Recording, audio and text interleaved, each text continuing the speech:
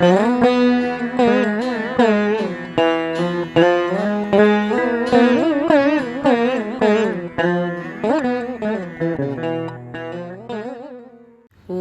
ஸ்ரீ ஆதிசிவனே போற்றி போற்றி. சர்வமும் ஆன ஈச ஆற்றல்களின் ஒரு துளி என்பது சர்வ வல்லமை பொருந்திய கருப்பொருளின் தன்மையை மாத்திரமே வெளிப்படுத்தும். அணுக்களின் மூல சக்தி என்பது ஒளியினை உமிழ்வது ஒன்றே. ஒளியே கருப்பொருள் எனில் ஆன்ம அணுவும் ஒளி நிறைந்த கருப்பொருளே. ஓர் கருப்பொருளின் தன்மை ஒளியாக அமைந்தாலும் அவ்வொளியின் இயங்கு சக்தி மாறுபட்டு அமைந்திருக்கும். ஏனெனில் அதன் எரிபொருளின் வெப்ப சக்தியில் மாறுபட்ட தன்மைகள் அடங்கியிருக்கும். ஓர் மனிதன் இயங்குவதற்கும் எரிபொருள் அவசியமாகின்றது. விலங்கினங்கள், தாவர வகைகள் போன்றவற்றிற்கும் எரிபொருள் அவசியம். உயிரற்ற ஜட பொருள்களாகிய வாகனங்கள் இயங்குவதற்கும் எரிபொருள் அவசியம். எனினும் அனைத்து நிலைகளுக்கும் ஒரே வகை எரிபொருளினை பயனுறுத்த இயலாது. ஏனெனில் உருவான தன்மைக்கு ஏற்பவே எரிபொருளும் மாறுபடும். எந்த ஒரு அணுவும் தனது மைய கருப்பொருளிலிருந்து பல்வேறு ஒளிச்சிதறல்களை உருவாக்கும் ஆற்றல் பெற்றிருக்கும். அதன் மூல காரணம் என்பது அணுக்கள் யாவும் தொடர் செயலாய் இப்பிரபஞ்ச ஒளி சக்தியினை ஏதேனும் ஒரு ரூபத்தினில் தொடர்ந்து எரிபொருளாக பெற்றுக்கொண்டே இருக்கும். எனில் அழிவு என்பது எந்த ஒரு கருப்பொருளுக்கும் நிகழ்வதில்லை. தனது ஆற்றல்களை உருக்கி ஒளியாகவும் ரசமாகவும் உருமாற்றி மற்ற அணுக்களின் கருப்பொருளுக்கு அனைத்து அணுக்களும் பரிமாற்றம் புரிந்து கொண்டே இருக்கும். அணுக்களின் அளவு, அதன் இயங்கு சக்தி ஆகிய அனைத்தும் முற்றிலும் மாறுபடும். புற பருப்பொருளில் மாற்றம் உண்டு. எனினும் அக கருப்பொருளில் ஓர் நுண்ணிய ஒளி உண்டு. அவ்வொளியானது ஒற்றை புள்ளியாக நிலைத்தாலும் அனைத்து அணுக்களின் மைய வெற்றிட கருப்பொருள் ஆற்றல்களிலும் நிறைந்திருக்கும்.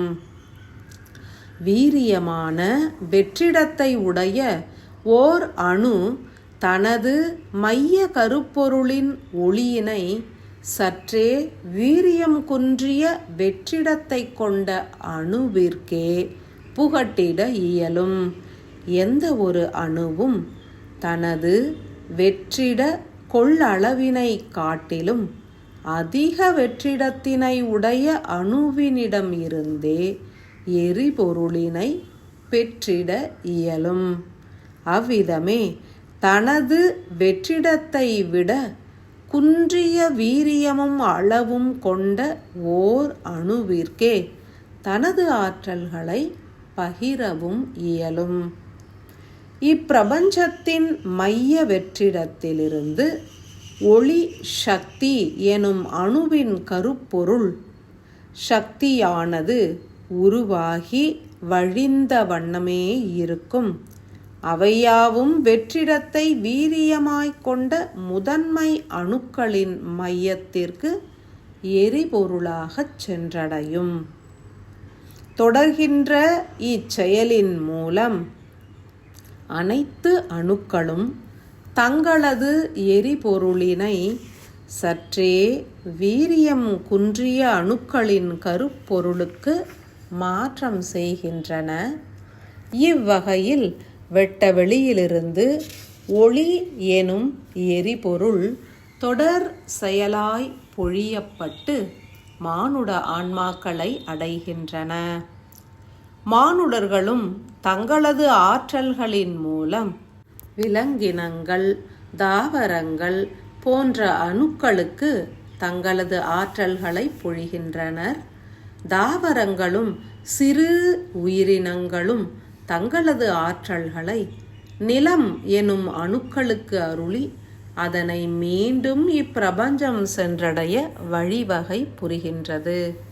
இதன் மூலம் மனிதர்கள் அறிய வேண்டிய சத்தியம் என்பது, வெற்றிடத்தினை பெருக்கிய ஆன்மாக்கள் இப்பிரபஞ்சத்தின் உயரிய அணுக்களிடமிருந்து நேரிடையாக எரிபொருளினை பெற்றிடுவர் என்பதாகும். ஆதி சிவனாக அறியப்படும் எமது ஆன்ம ஒளியோடு ஓர் மனிதனின் ஆன்ம அணு தொடர்பு கொள்ள இயல்கின்றது எனில் ஆன்மா தனது மைய வெற்றிடங்களை பெருக்கியுள்ளது என்றே பொருள்படும். மனித உயிர்களுக்கு மாத்திரமே தனது முயற்சியின் மூலம் தங்களுடைய ஆன்மாவின் வெற்றிடங்களை பெருக்கிக் கொள்ள இயலும்.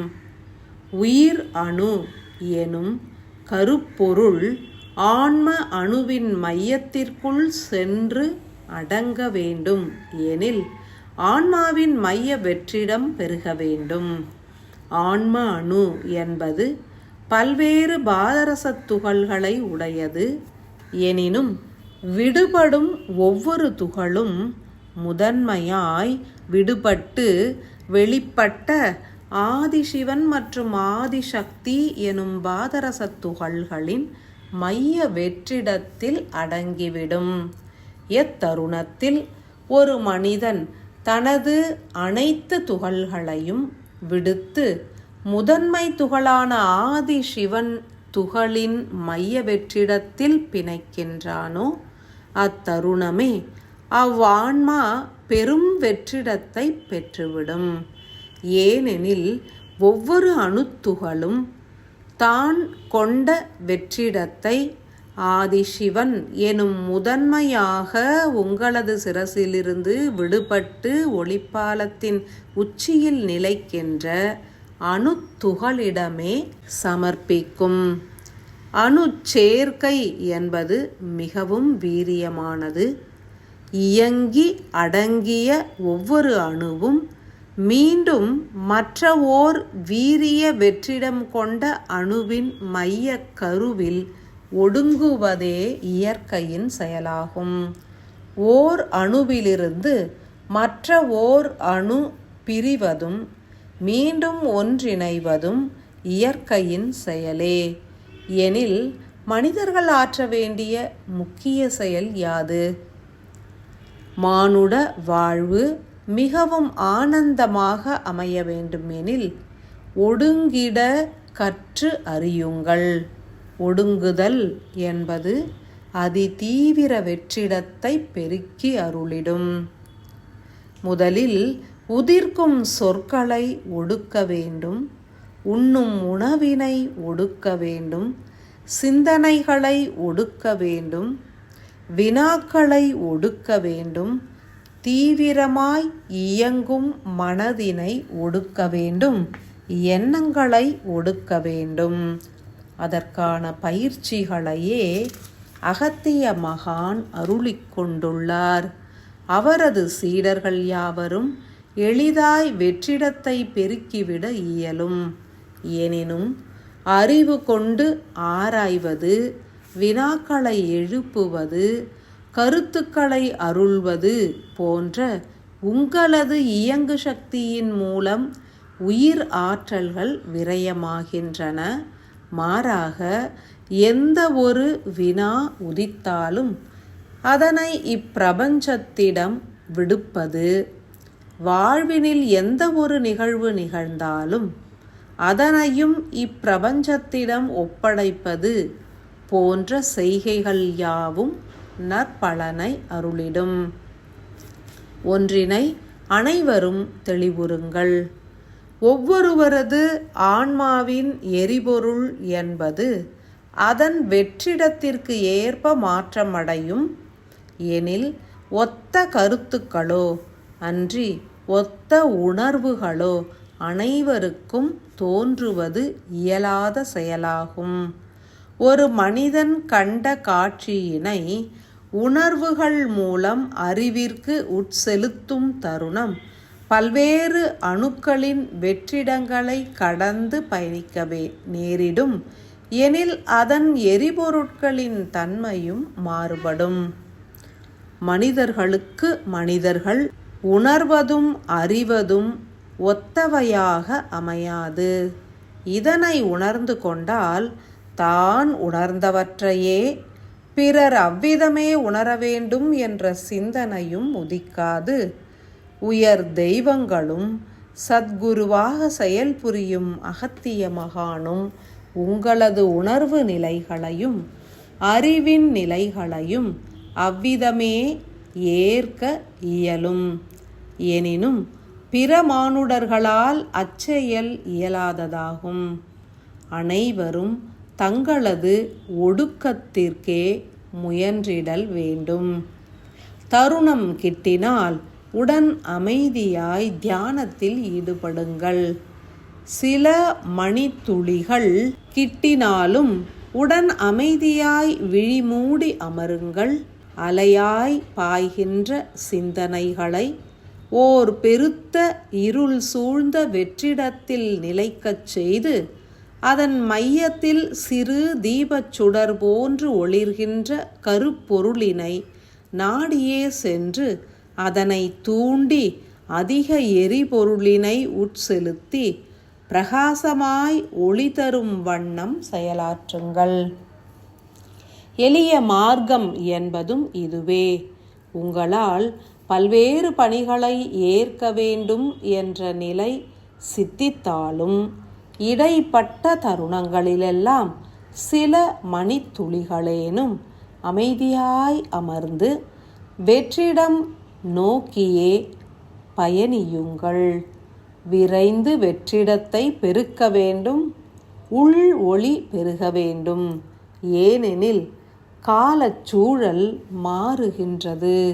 உள் ஒளி பெருகிய ஆன்மாக்களே இறை சக்தியின் வீரிய ஒளியினை ஏற்க இயலும்.